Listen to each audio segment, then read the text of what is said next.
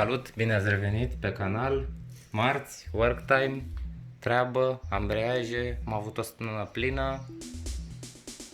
Nu uitați să vă abonați dacă n-ați făcut-o deja. Un like la videoclipurile care vă plac, comentarii, sugestii. Știți unde ne găsiți, Instagram, Facebook, Chit Ambreiaj Volantă, Sărboi Alexandru Dan, Andreea Chiroiu. Să nu mai lungim atâta, eu zic să începem. Astăzi o să vorbim despre un kit de ambreiaj complet, look 60.05300.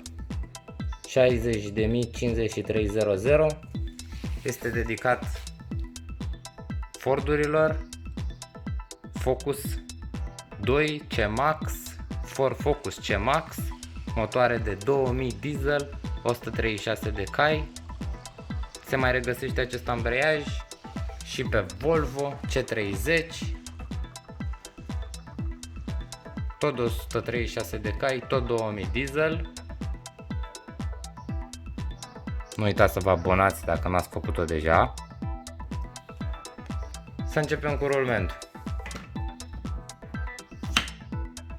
Rulment de presiune hidraulic, ne-am obișnuit cu asta deja.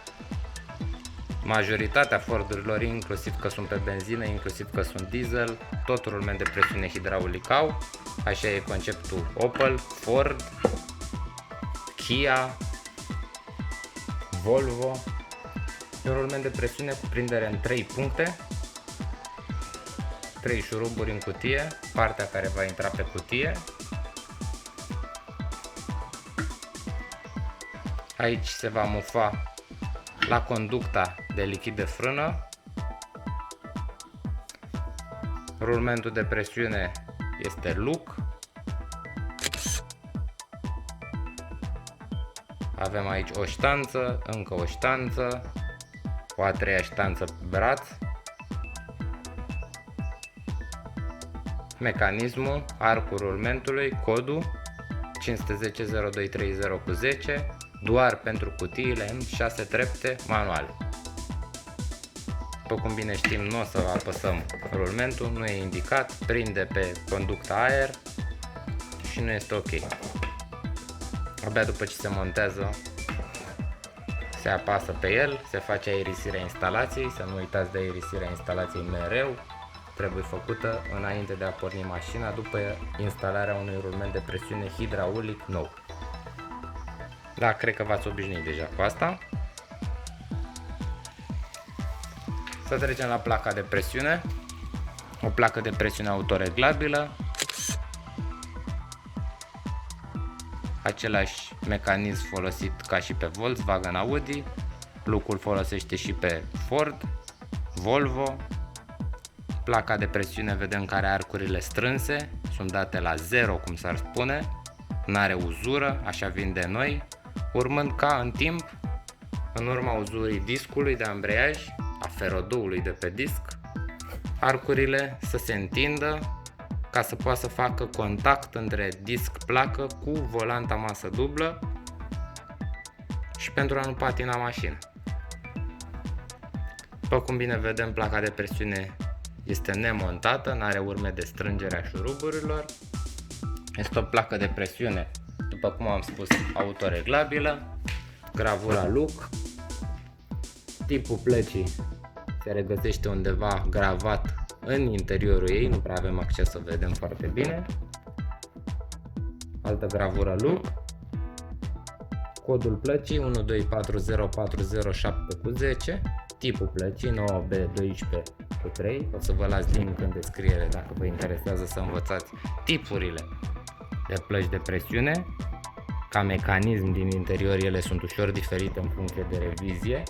9B12 arată tipul plăcii, 3 roman arată revizia a 3.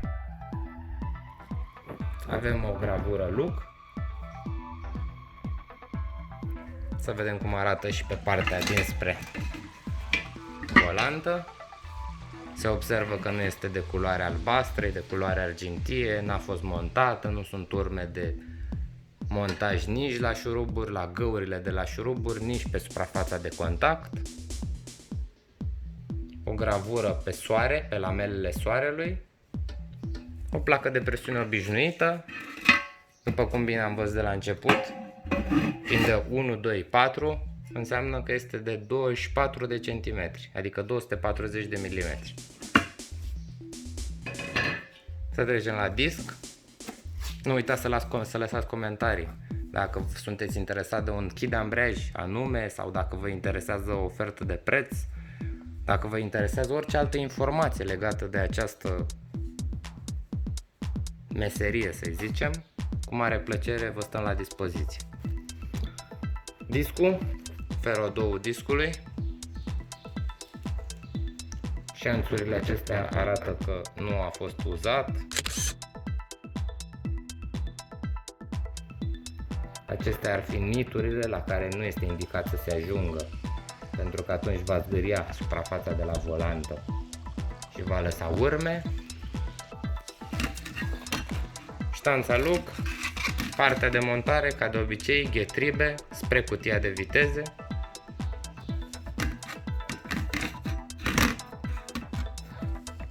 Codul cu o gravură 324, 3 arată că este disc de ambreiaj, 24 că este de 24 de centimetri, adică 240 de milimetri. Butucul, la Ford observăm că sunt dinții mai mici și mai deși. Pe aici intră axul cutiei. Atenție, mereu axul trebuie să aibă același număr de dinți ca și butucul discului. Pe partea dinspre volantă, butucul este un pic ridicat. Este mai ieșit în afară. Mecanismul observăm cu niște arcuri de reglaj în interior pentru a prelua șocurile din transmisie. O ștanță. Un disc de ambreiaj simplu. Nu este foarte mult de spus despre el.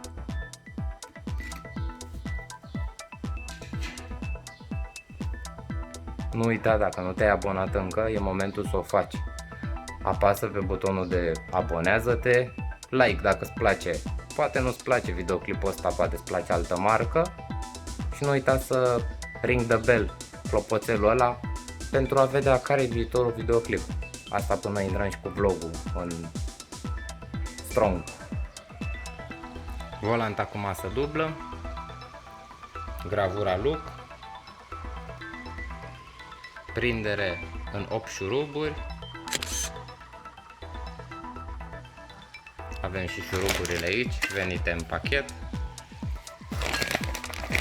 cu pasta autoblocantă, codul șuruburilor 411015910. Dacă vă interesează să achiziționați șuruburile, rolmentul, placa, discul, orice separat, nu ezitați să intrați pe www.kitambreiaj-volantă.ro sau să ne scrieți pe Instagram. Vă stăm la dispoziție acolo. Să revenim la volantă. Butucul volantei. Gravura am prezentat-o. Codul 415031810.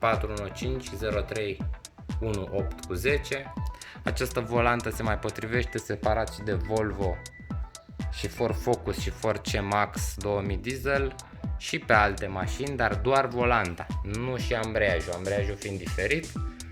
S-ar mai potrivi pe Ford Mondeo, pe Volvo V50, pe Volvo V70, pe Volvo S40.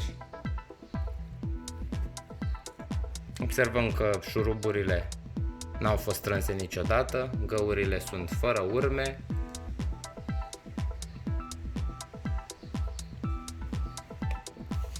Coroana dințată, unde calcă Bendix-ul, care este din electromotor, pentru a învârti volanta și pentru a porni mașina. O să vedem și jocul imediat, dar întâi să o vedem și pe partea dinspre arbore. Un ghidaj și un al doilea ghidaj.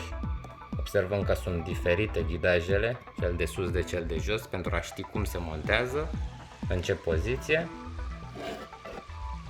Gravura Look, partea pe arborele cotit, care va intra volanta, plumbul de echilibrat.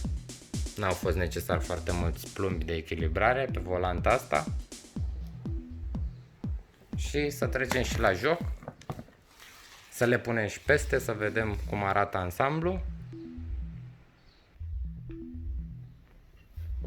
Să vedem jocul axial al volantei.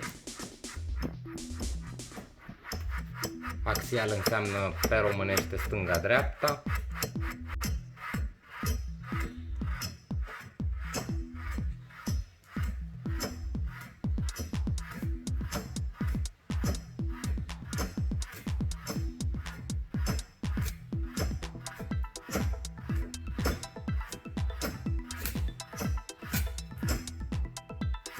Este un joc destul de mare.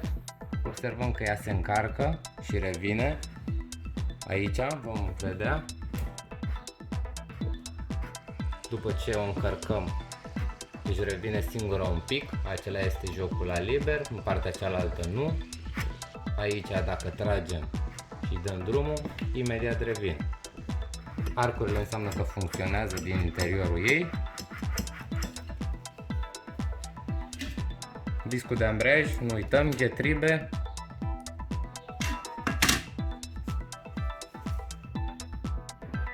Trei bolțuri de fixare, 1, 2, 3. Placa de presiune. Nu este ca la Volkswagen, se va ghida oricum, doar că trebuie să se ghideze corect. Și a intrat peste tot.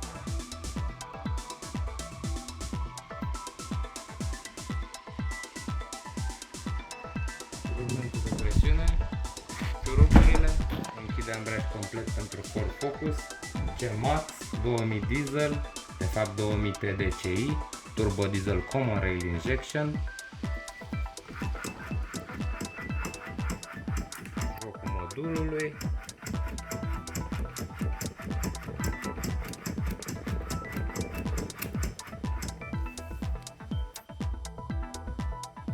ne vedem săptămâna viitoare pentru un video nou. Până atunci, nu uitați să vă abonați la canal dacă n-ați făcut-o deja. Clopoțelul să fie acolo activat pentru notificări. V-am pupat și ne vedem săptămâna viitoare.